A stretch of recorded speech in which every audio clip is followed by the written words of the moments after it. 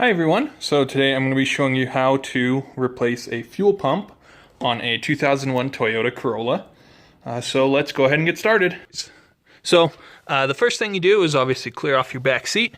And right here on the driver's side, there's a little thing you can pull up, it pops up. I already popped it. And then there's another one on the passenger side. You can kind of feel a metal bar right along the bottom here inside the seat cushion. Just grab a hold of it, pull it up, just like that. It takes a little bit of muscle, a little bit of elbow grease there. So anyways, that pops up, and then there's three hooks here, here, and there that really just slide in. There's almost like a receptacle there that they just hook in and slide into them. So those will slide right out. You can kind of see it right there. Anyways, this is actually a very good way, very easy, very quick way to test whether you actually need a new fuel pump. So, no tools required. You just pop this up.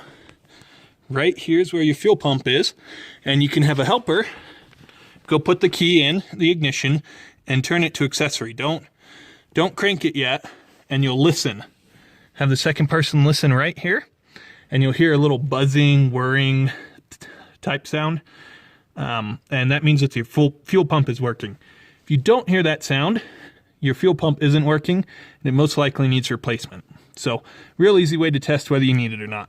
So go ahead and do that to start the process of replacing your fuel pump.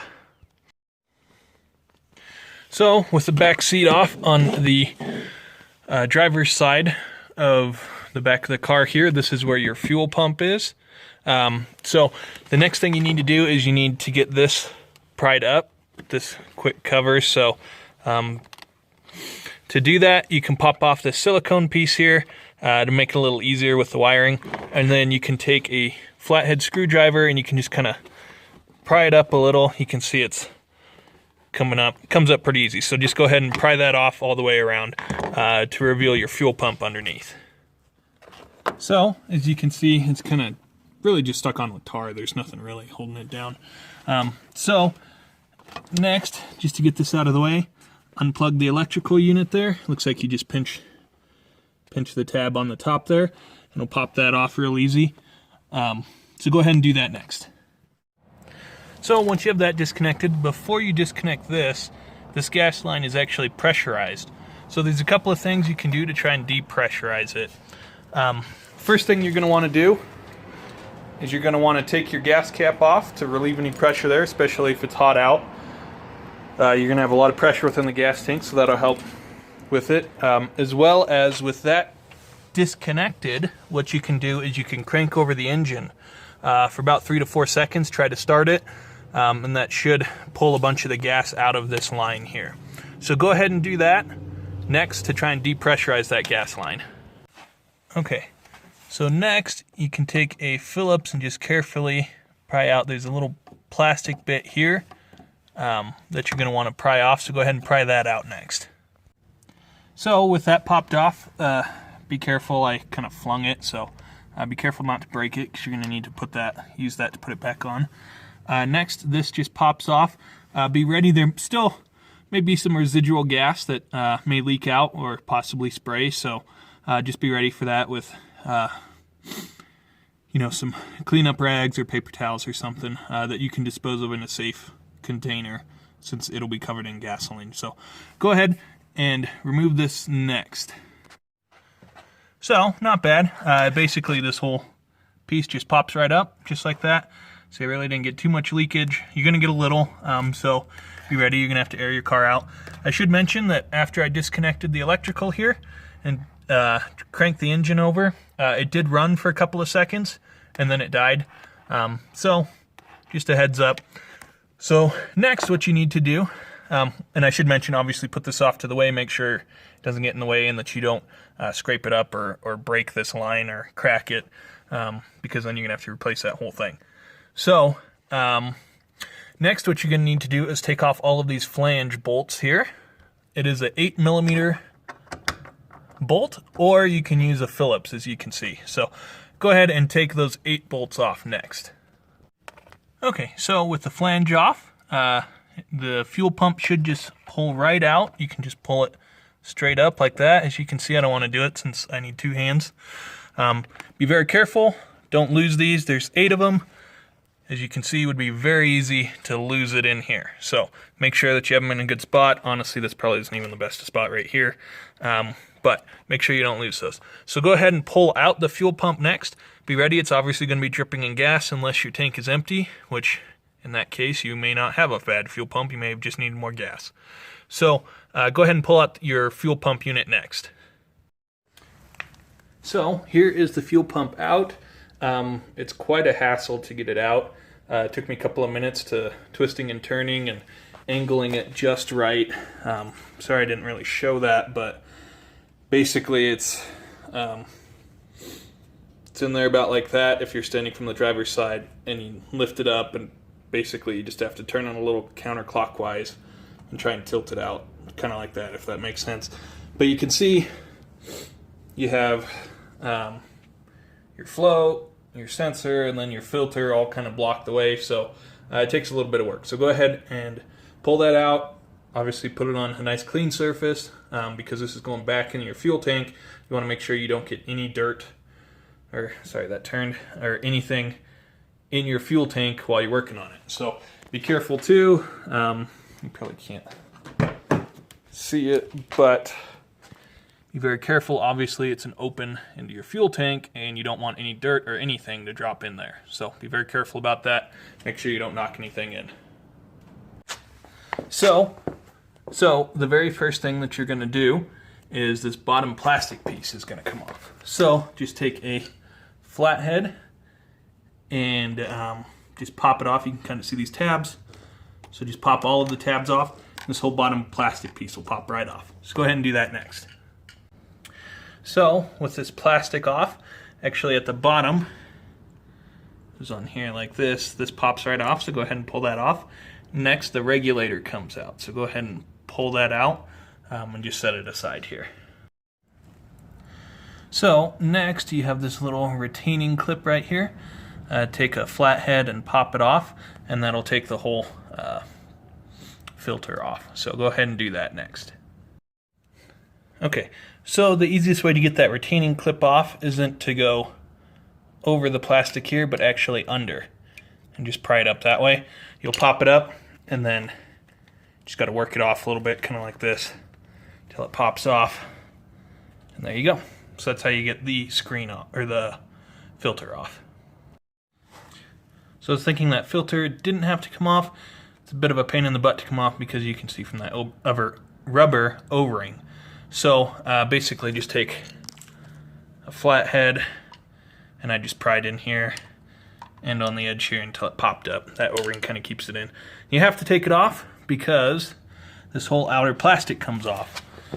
So that comes off by these retaining clips here. I believe there's 3 or 4 of them. There, and there. Yeah, so there's 4 retaining clips. Push all of these in so this outer plastic will slide right up. So go ahead and do that next. So next comes the fuel pump. So it's the center part here. You're going to pull it up, and once you have it up, disconnect to this electrical connection here so you can completely remove it. So go ahead and do that next. So you're actually going to disconnect the wiring from here, not down there. I misspoke. It's again got another rubber O-ring, so it's a real pain in the butt to pull out. So just be careful you don't rip the wires out. I almost did. So be careful when you're pulling on that. So go ahead and disconnect this wiring from the fuel pump once you have it out. So the majority of your units are actually not going to have the same connection for these two. I don't know if you can see, obviously not the same. So your new fuel pump, most likely, you're going to have to wire in a new thing. It usually will come with it. So we'll do that in just a sec. But next, I want to remove this O-ring here and these pieces and connect them onto my new one here. So go ahead and pop off everything off of here. Let's see if that purple will come off. So go ahead and take these off, and we're going to replace them onto the next fuel pump next. So it really just takes a flat head, and you can pop off this little plastic piece. My kit came with a new O-ring and a new top plastic piece here.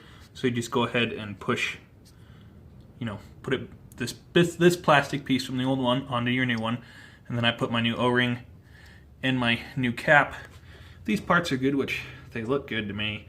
As long as they're good, you could reuse them, but since it came with new parts, I might as well just use the new parts. So go ahead and do that next. So next is the part that I absolutely hate, but we got to wire in some new electrical. So to do that, what I'm going to do is I'm going to connect the black to the black and the yellow to the blue, because as you can see, the black actually has a ground here, right there, that is wired in, and there's a black wire that goes here, so two connected in here. So I'm going to go ahead and connect that on. I don't like a ton of extra wire. I'm going to have a little in case I mess it up. Mine came with some crimps to crimp the wires together.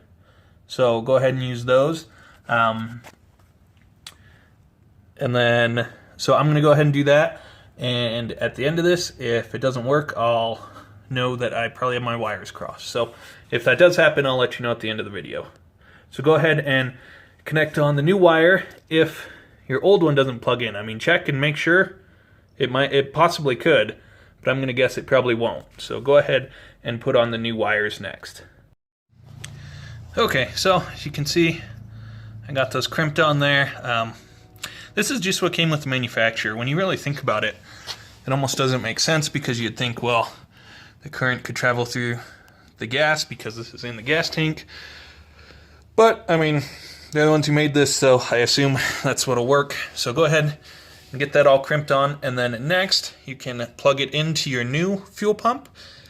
And then as you can see, where that O-ring connects in is down there. So go ahead and do that, and then we'll run through. We'll need to put everything back on until we get to the filter, because I'm going to put a new filter on, so I figured I'd show you how to do that too. So go ahead and reinstall everything back to the filter. So once you have the fuel filter clicked in, it'll click once you push it in, make a pretty loud click. Next you want to put the plastic on, this plastic outer piece. Click it all the way on. Make sure that none of the wires are in the way as you're pushing down, because you may have some extra wire now. Especially make sure that this piece is on, because this is your ground, so you're going to need that. Reconnect in your regulator. It clicks pretty loud when you push it in. And so then finally, you're going to want to put your filter back on. So, as you can see, much nicer. It doesn't go on very easily. There's usually a cap on your new fuel pump, and then there's a little plug inside your fuel filter, just these stupid little things, just to make sure nothing gets in them. So put that on there. Mine came with an extra little O-ring there. It doesn't go down very easily, so I just took the back end of a screwdriver and just tapped it down. I mean, you could use a hammer or something. I mean, just very, very lightly, just to get it into place. And then put that on, and then I had to use a flathead to push it all the way down so that it's locked on there. The very last thing, just putting this cap back on, just like that, and your fuel pump is ready to go. So from here, everything is just the reverse. Ooh, whoop, I got to take that back off. Actually, I forgot. Got to put this rubber on. So that rubber goes underneath before you put this cap back on. I'm going to have to take that back off. No big deal. Anyways, from here, you're just going to put your fuel pump back in. Just be very careful when you're putting it back in, obviously. You don't want to break off your float or this sensor or your filter that you just put on. And when you go to start it, it may take just a minute for the lines to repressurize, since we depressurized them before, so it may not immediately start. You may have to crank it for a few seconds before it'll start. So anyways, that is how you replace a fuel pump on a 2001 Toyota Corolla. So hopefully this was helpful, and thanks for watching.